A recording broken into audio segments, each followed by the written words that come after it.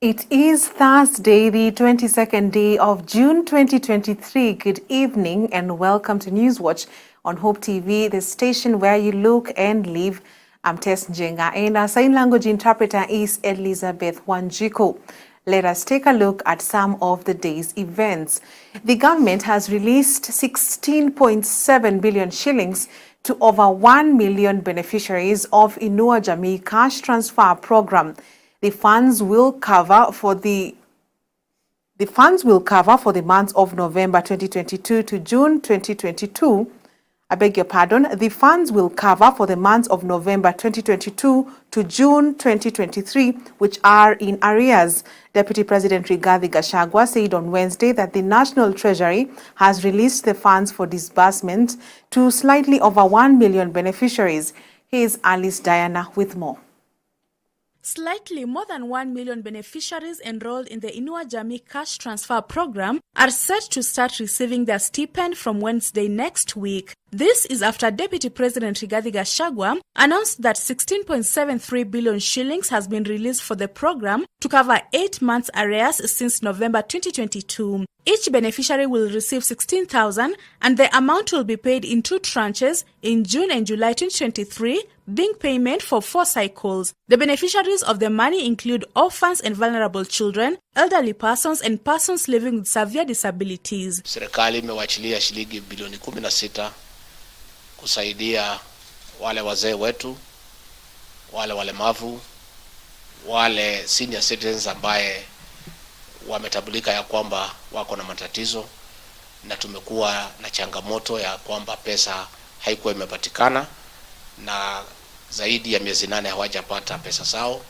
lakini sasa tungetaka kuhakikishia kwamba hizi pesa ziko tayari na kupitia zile mabenki ambayo iko na mkataba na serikali wataweza kupata pesa yao kati ya wakati huu wa leo na huu mwezi ujao. Speaking at his official residence in Karen, Nairobi County, Gachagua, who was accompanied by various government officials led by the Cabinet Secretary for Labour and Social Protection Florence Bore, said another 11,185,000 shillings will be paid as a top-up for beneficiaries under the Nutrition Improvement through Cash and Health Education Niche Complementary Program. We know we've had arrears that we have not paid from November to date, and we are happy to say that those funds are now ready. Government has released. The Niche project combines social protection, nutrition, and child protection aspects in programming. The project is being piloted in 5 arid and semi-arid counties of Kitui, Kilifi, Marsabit, Turkana, and West Pokot. It targets Inua Jamii and Hunger Safety Net program households with children between 1 to 36 months and pregnant mothers. So far, the project is supporting a total of 8,656 households. The DP added that the Cabinet has approved a memorandum directing the National Treasury to be releasing money meant for Inua Jamii timely and predictable manner with effect from June 1st, 2023. Na kuendelea hapo mbele, baraza la mawaziri imepitisha ya kwamba kuanzia tarehe mosi mwezi wa 7 tutakuwa na mikakati ya kwamba hizi pesa za wazee wetu zitakuwa tayari kila mwisho wa mwezi, ndio hao wazee wetu waweze kusaidika na wasitaabike katika mahali yao ya maisha. Alice Diana, Hope TV Newswatch. Thank you, Alice Diana, for that report. Following the passage of Finance Bill 2023 by Parliament, the Azimio la Umoja One Kenya Coalition has announced the return of public rallies, with the first one set to happen on Tuesday next week at the historic Kamukunji grounds in Nairobi. This comes hours after the National Assembly passed the contentious Finance Bill 2023 on Wednesday evening, where at least 184 members of Parliament supported the bill, whereas 88 members of Parliament, largely from Azimio, opposed it. While addressing the press at the Jaramogi Oginga Odinga Foundation, Azimio co-principal Martha Karua said the rally will be a consultation forum with Kenyans, where they will then announce the next course of action. Our reporter Kennedy Kimani with more on this story. We have decided to invite Kenyans to a consultation at the Kamukuji grounds next Tuesday, the 27th of June at 10 a.m., where the next course of action will be decided. Hours after members of the National Assembly passed the Contentious Finance Bill 2023, the Azimio la Umoja coalition has announced the return of public rallies, with the first one set to happen on Tuesday next week at the historic Kamukunji grounds in Nairobi. We say pole to the millions of Kenyans who are struggling to come to terms with this harsh reality. We know many of you think this is a nightmare that will probably fizzle out.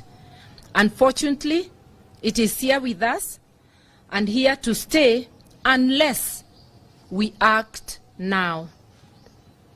Because we are not helpless, we can act. The Ruto regime ensured that the wishes of the people were ignored. Instead, they retained punitive taxes on fuel, on housing, on turnover, on salaries, among others. According to Azimio, President William Ruto's proposed budget is meant to ensure his allies live large, adding that ignoring the wishes of majority of Kenyans and passing the bill signals the era of dictatorship. This has never been seen in our country before. In the run-up to the voting on the finance bill, various polls showed that more than 90% of Kenyans rejected the finance bill. This kind of dictatorship is new. This budget is selfishly tailored to ensure Ruto and his cronies are living large and they eat well where a majority are suffering. They are getting subsidies to import cooking oil, maize, sugar, rice, among others, as we saw in the media expose recently, and this is all at the expense of vulnerable Kenyans. The Finance Bill 2023 was passed after that reading by the National Assembly Finance and National Planning Committee Chairman Kuria Kimani. It will not, Honourable Speaker, that Kenya becomes now, if this bill passes as a man, Honourable Speaker, becomes one of the first countries in the region. At least 184 MPs supported the bill, whereas 88 MPs, largely from Azimio, opposed it. This bill, when we heard that there was going to be some proposed amendments, we thought they would deal with those things that are affecting the cost of living. The bill will now be sent to President William Ruto to assent for the proposal to become law.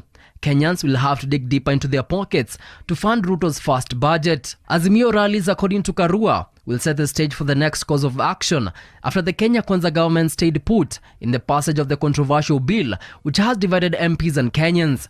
Kindiki Kithure. Kennedy Kimani, Hope TV Newswatch, Nairobi.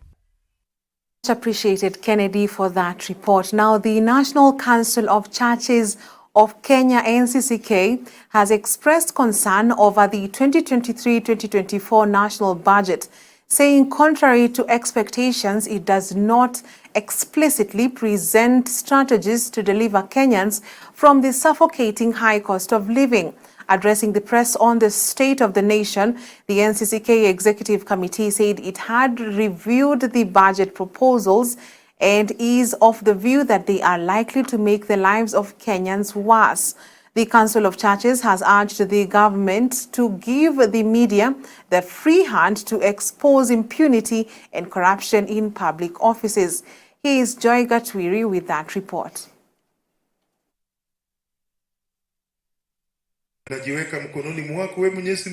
The umbrella body of Christian Churches of Kenya, NCCK, in a press conference at its Jumuiya conference and country home in Limuru, said its executive committee had reviewed the recently read 2023-2024 national budget and was dissatisfied with its proposals to cushion Kenyans from the high cost of living.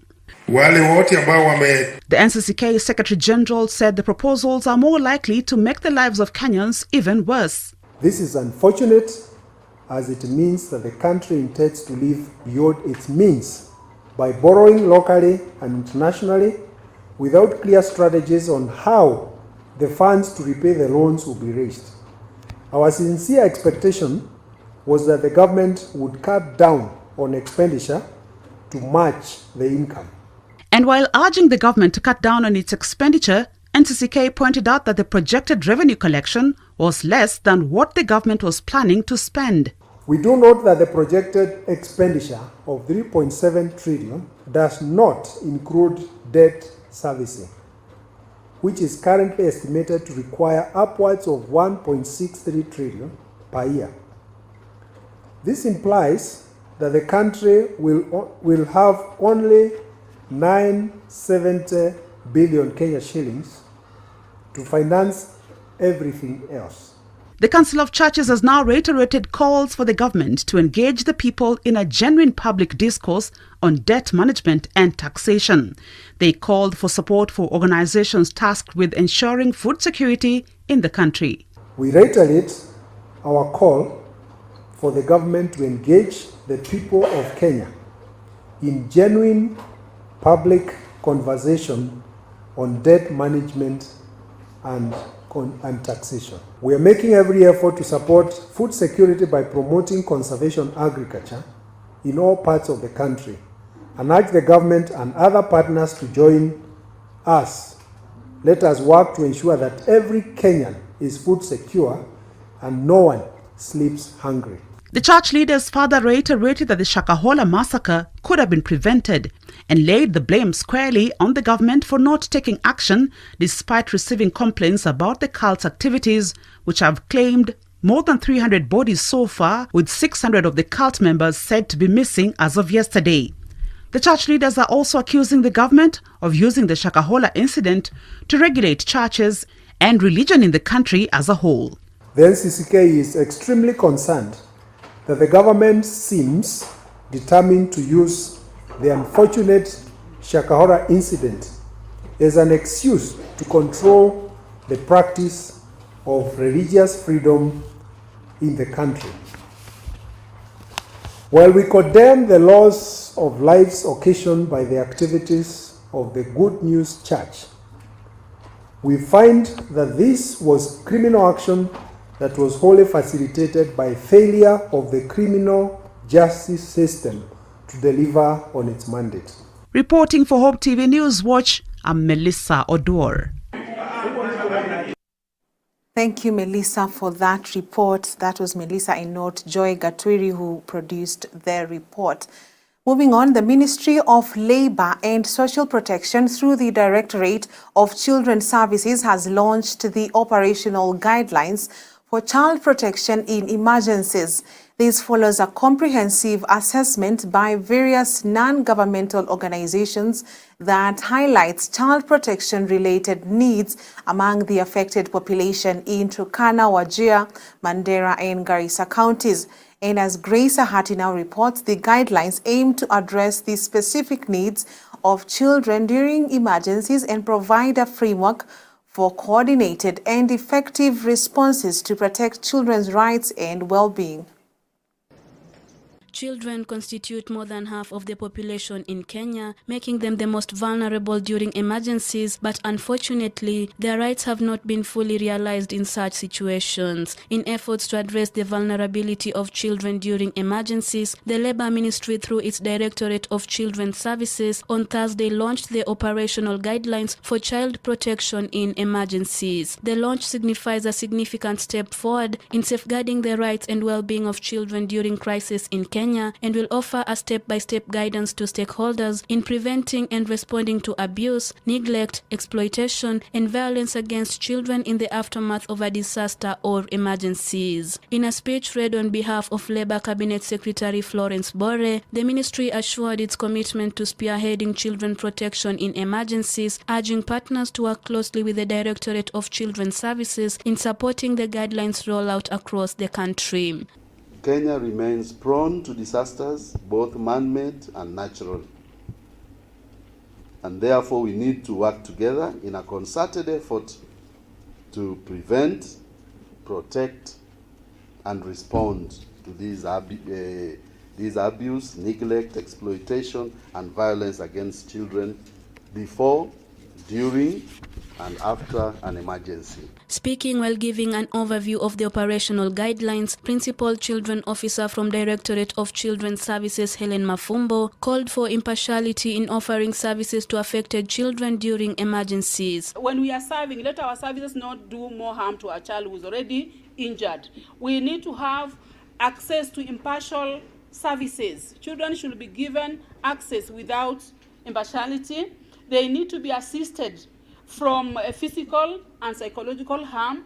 Then we need to help these people claim their rights. It's also a principle. And then we need to have to strengthen child protection systems. When you are in emergency and you are giving your services, also aim at strengthening the systems that are on the ground. Don't just go in to build your name. The children who attended the event called for safety from emergencies, urging stakeholders to continue protecting them. As a child, it is important we should be kept safe from much emergencies. This is why we appreciate the child emergency response measures set by the Department of Children's Services and all collaborating partners in the protecting of lives of children like me.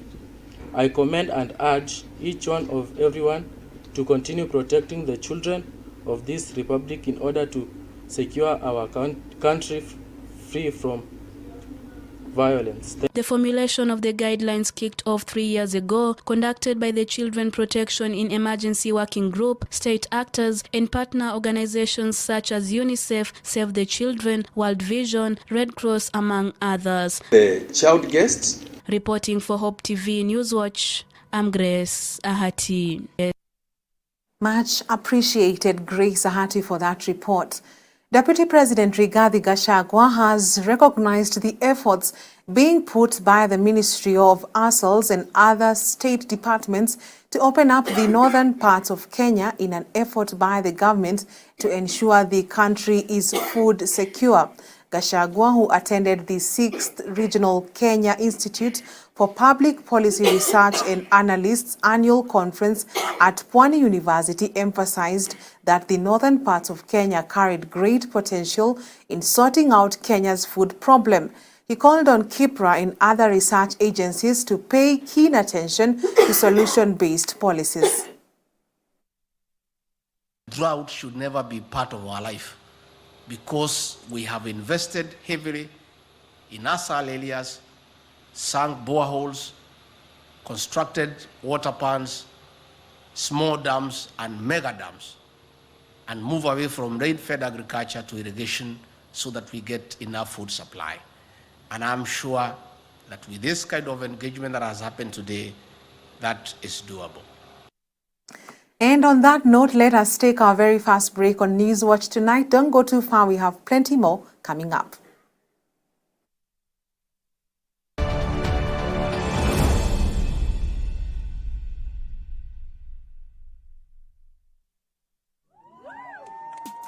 Hope Media invites you to experience the ultimate worship encounter dubbed Uweponi Worship Experience Chapter 2. Mark your calendars for July 7, 2023 from 4 p.m. to 10 p.m. at Sitam Valley Road. Prepare yourself for a night of heavenly melodies and powerful worship. Gracing the stage will be the renowned gospel music minister Dr. Ipiana from Tanzania and the sensational Peter Watako from Kenya. But here's the best part. Entry is absolutely free.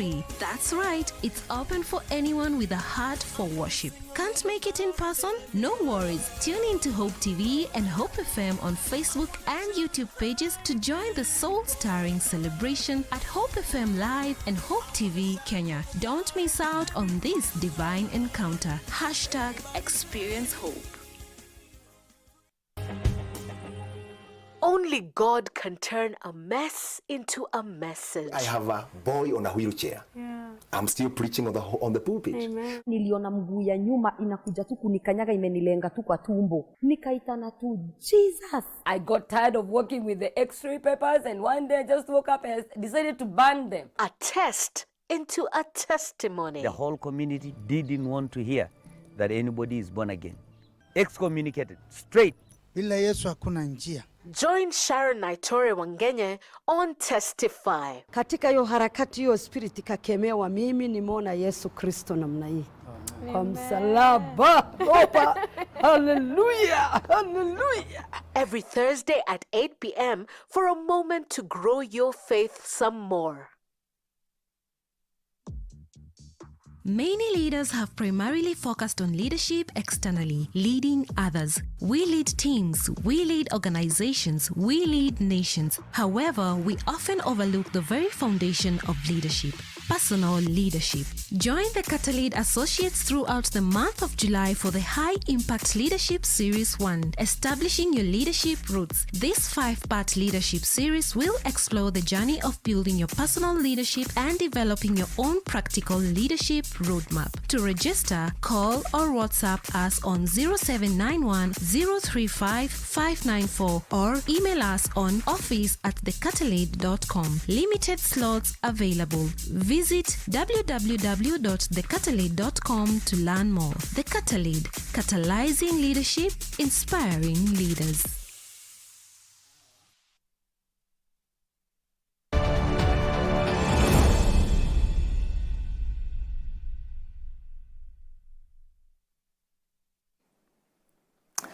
A very warm welcome back. Now, plans are underway by the Ministry of Health and Education to roll out a life skills curriculum for learners to understand reproductive health. Speaking at the 6th Annual Scientific Conference on Adolescent and Youth Sexual and Reproductive Health Rights, convened by Reproductive Health Network Kenya, joined with the Center for Reproductive Rights and in partnership with the Ministry of Health in Diani, Dr. Edward Serem, head of the Maternal and Reproductive Health Division at the Ministry of Health, said the government has put in place appropriate measures to address challenges facing adolescents, women and youth. The government of Kenya is committed to the UN Sustainable Development Goals 3.7, which put a lot of emphasis on to provide universal access to sexual and reproductive health services, to include family planning. Also, Kenya is committed to the ICPD 25 objectives in achieving zero preventable maternal deaths, zero unmet need for family planning, and zero harmful cultural practices. Cultural practices which are harmful include FGM, female genital mutilation, teen pregnancies, early marriages, and gender-based violence. Kenya is also a signatory to the African Union Maputo Plan of Action, which is a component of SRH. This is about looking for local solutions to local problems at local level, and especially those that affect the adolescents and young people. Localization is nothing else than leaving no one behind. With Kenya having entered devolved governance and aspiring universal health coverage, the floor is wide open for the people-centered approach that is so fundamental for leaving no one behind. Well, for us, ile emerging issues tunaonelea ni zile zinasumbua wasichana na vijana or young people, and I think I've mentioned one. One is teenage pregnancies, which is a very big problem in Kenya, and it's gonna complications mingi. Other than watoto kushindwa kuendelea na shule, wanaweza pata infections, wanaweza pata cancer baadaye, wanaweza pata complications, wanaweza pata abortion. Another emerging issue other than that ni unsafe abortion. A lot of people wako na hizo unsafe abortions na hizo zinafanya wakuwe na complications mingi. The government has formed a special team that will investigate police officers who are out to derail efforts by the state to eradicate illegal alcohol in Narok, while declaring a crackdown on counterfeit alcoholic drinks and drugs. County Commissioner Isaac Masinde and Narok Governor Patrick Ole Ntutu said they will not tolerate actions of police officers that have hindered the process instead of assisting them in fighting against the brews. The two leaders were responding to journalists' questions, who said that the junior police officers are on the spot collecting bribes from alcoholic joints every day, while others are on the brewer's payroll. Masinde warned any security officers involved in taking any form of bribes from the brewers that their days are numbered. Tumekubaliana leo tumeita officers wetu wote wa security team, administrators wetu wa county government, na hasa kusungumzia yale ambayo sisi wote tunajua. Mnajua pombe imelete hadhara kubwa kwa vijana wetu ambao wako na miaka 18 mpaka 25. Hawa ndio wanakunywa pombe zaidi, na wanakunywa ile pombe ambayo wanasema ni pombe kali. Tumepewa lile jukumu la kuweza kupigana na kushirikisha watu tofauti katika mitengo kadha wa kadha kupigana na mambo ya pombe, na tumeweza kuwaeleza kuhusu vile jinsi mambo ya ulevi na miadarati inakaa katika hii bonde la Ufa na haswa katika hii kaunti ya Narok. Na ukweli ni kuwa mambo ya ulevi, pombe haramu kupitia ushirikiano wa multi agency imeweza kupiganiwa. Watu wa serikali kuu na serikali county wamekuwa wakifanya inspections za hizi mabaa na pia kufanya crackdown na kumwaga zile pombe haramu na hata bangi. Kuanzia leo kuendelea mbele, we want a new county. County ambayo haina pombe haramu, county ambayo haina second generation brews, county ambayo haina madawa ya kulevya na pia mambo ya counterfeit. Local residents of Layeni and Komote area in Marsabit County have expressed gratitude to medics under the Sita mission after receiving free health services. With the Loyangalani Medical Camp entering day 4, about 300 local residents were attended to, whereas about 500 people gave their lives to Christ. Bishop Emeritus Boniface Adoyo, who is among the founders of the Northern Region Mission Stations, applauded the medical team for their dedication to surpass expected numbers and cater to the local residents. Our reporter Gloria Musimbi was on ground and prepared us the following report. At the shores of Lake Turkana, the medics, the vets and evangelists under the Sita missions have conducted a one-week medical and vet mission camp at the Loyangalani area to cater to the residents and cattle through discipleship, evangelism and social action. 20 years ago is bearing fruit, and we are most grateful for SITAM to have come for medical camp. We have many people, there are no medicines, no doctors, animals die of drought, and people don't have access to medical attention.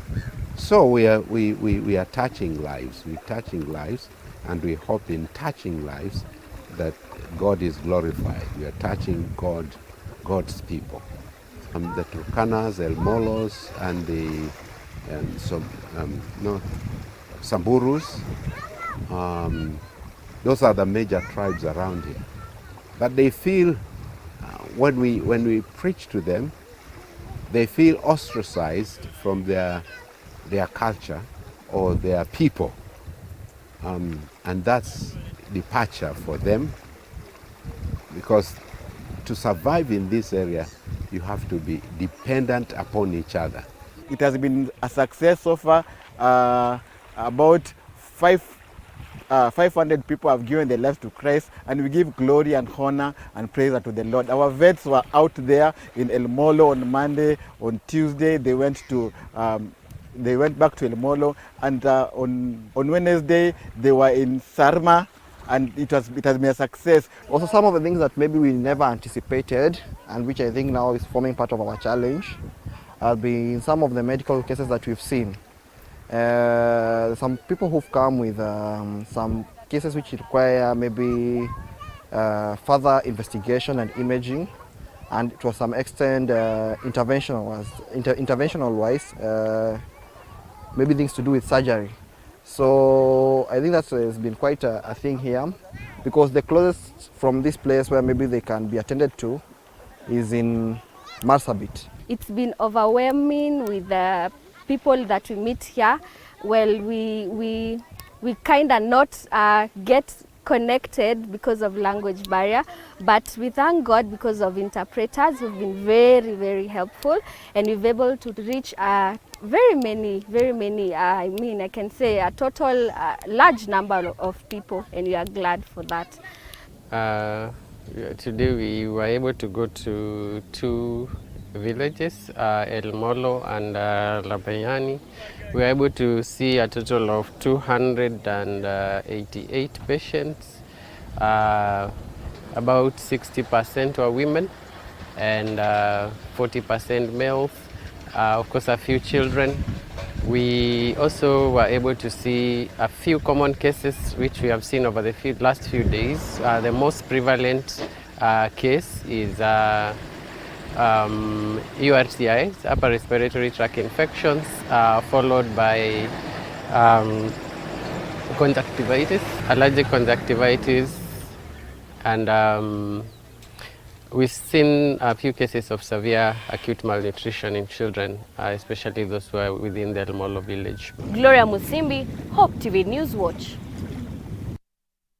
Thank you, Gloria, for that report on the shores of Lake Turkana. Wonderful indeed. Authorities in Laikipia County have impounded bang worth 600,000 shillings street value and arrested the suspected dealer.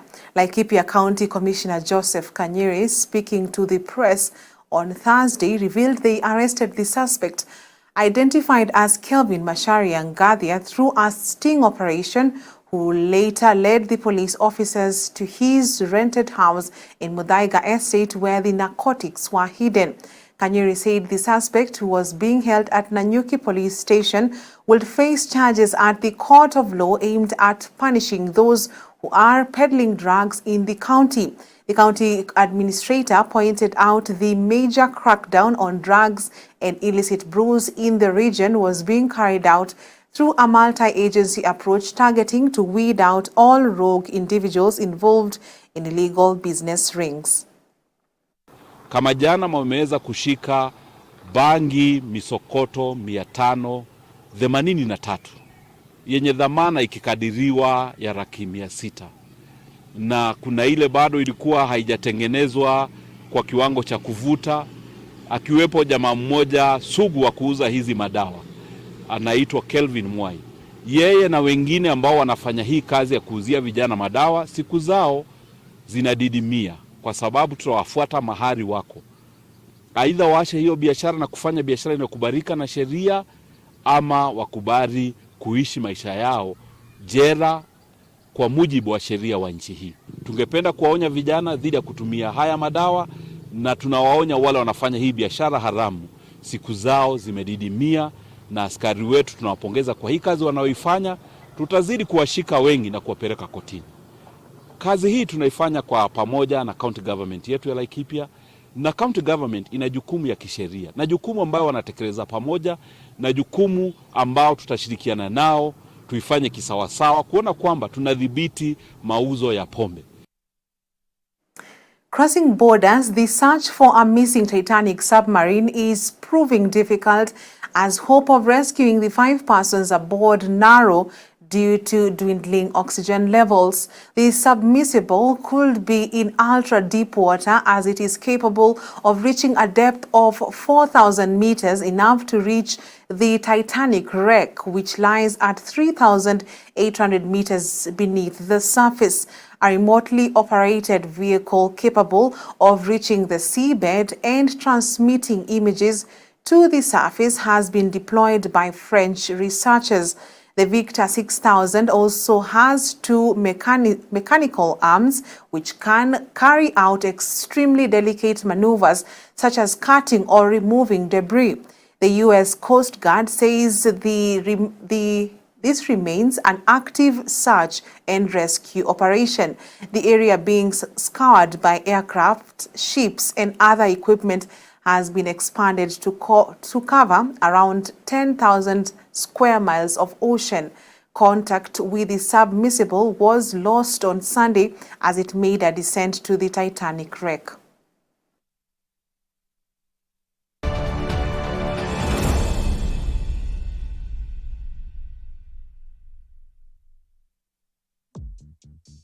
Many leaders have primarily focused on leadership externally, leading others. We lead teams, we lead organizations, we lead nations. However, we often overlook the very foundation of leadership: personal leadership.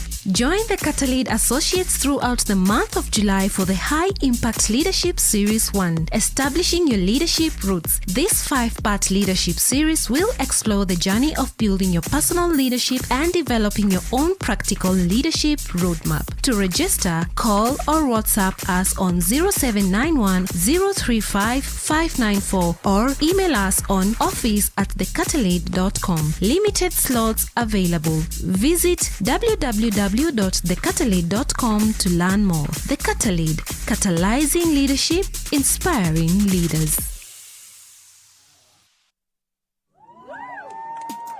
Hope Media invites you to experience the ultimate worship encounter dubbed Uweponi Worship Experience Chapter 2. Mark your calendars for July 7, 2023 from 4 p.m. to 10 p.m. at Sitam Valley Road. Prepare yourself for a night of heavenly melodies and powerful worship. Gracing the stage will be the renowned gospel music minister Dr. Ipiana from Tanzania and the sensational Peter Watako from Kenya. But here's the best part. Entry is absolutely free. That's right, it's open for anyone with a heart for worship. Can't make it in person? No worries. Tune in to Hope TV and Hope FM on Facebook and YouTube pages to join the soul-stirring celebration at Hope FM Live and Hope TV Kenya. Don't miss out on this divine encounter.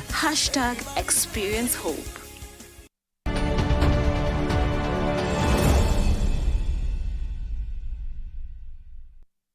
Welcome back. Now in business, First Lady Mama Rachel Ruto has asked women to venture into unique business ventures such as being electricians so as to boost their income. While attending a Joy War Women training session on table banking held at State House Nairobi today, the First Lady asked the women to work hard for women economic empowerment. Rachel also urged them to take advantage of the new Hustler Fund meant for charmers and other small business enterprises. Kwa sababu kina mama, hii mambo ya table banking, ukichukua pesa mpaka uende ufanye biashara. Kwa table banking, najua hatuna bodi yetu hapa, lakini huwa tunasema kwamba table banking ni kama hii mkono wako. Unaona? Hii vidole ni tofauti, si ni kweli? Tunasema kwamba hii kidole ya kwanza ni saving. Kufanya nini? Kusave. Ya pili tunasema ni kufanya nini? Kuomba ama kukopa. Na hii ya tatu ni kufanya nini? Kufanya biashara. Tunaelewana? Hii ya nne ni kufanya nini? Kurudisha. KCB Bank customers with Android handsets and Garmin wearables will now be able to make contactless payment transactions, deepening the uptake of cashless payments, a first one of its kind in the Kenyan market following a partnership between KCB, Visa and Thales. The new service allows customers to make in-store payments through the KCB app by tapping their near-field communication-enabled smartphones at any contactless-enabled payment terminal. To access the service, customers will be expected to first digitize their KCB Visa card as a one-off setup by the following instructions in their banking app. Once the card credentials are provisioned to a mobile device, a cardholder can tap to pay simply by opening their banking app, selecting NFC payments, tapping their phone at the point of sale, and entering their PIN to complete the transaction. Technology is built on a secure, fast approach where customer or card details have been masked and replaced by something called a token. And based on this, then vulnerability of a customer's card details is then eliminated. Yeah, so over and above creating a seamless experience for the consumer, there's the extra protection that's provided for the consumer's transactions. So at Visa, we believe that taking a secure or a security-fast approach then builds confidence in the product. At the same time, combines that with a seamless experience. And now we have bring it easy, convenient to the customers by ensuring that the cards are easy that you can carry. You can be able to tap, convenience. You can be able to pay immediately. It will bring efficiency. And also that you can be able to use it anywhere else that you were able to do. Basically is that, the world is evolving and the customers are becoming more digital. If you look at our population, it is more digital, it's more young. And now with more digitals and all this, we have been able to do this in the phone and even in wearables, where we can be able to tap and see. And also is the first of its kind. Now, with our total population, what will be happening with our customers is that now that they'll be able to use it, wherever they go, whatever, any payment solution that we have it, they will be able to use it.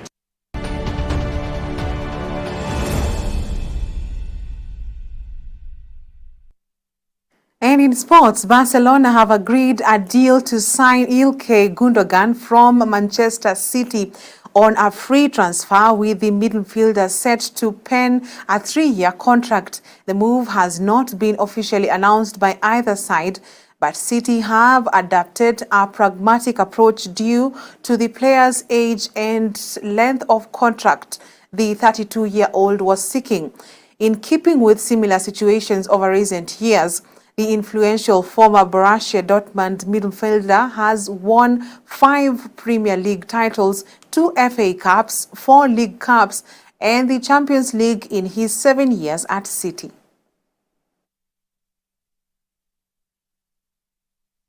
We have come to the end of Newswatch tonight. On behalf of everyone who has made this bulletin a success, thank you for watching. I'm Tess Njenga. Have a good night.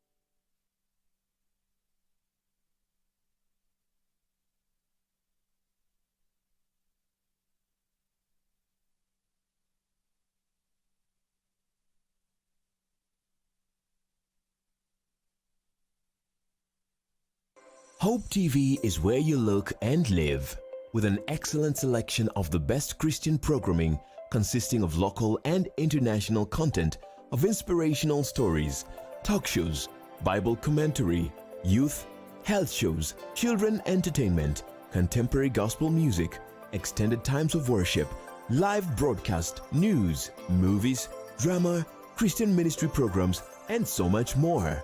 Hope TV is another quality service from Christ is the Answer Ministries, with over 45% of authentic and credible local content every week.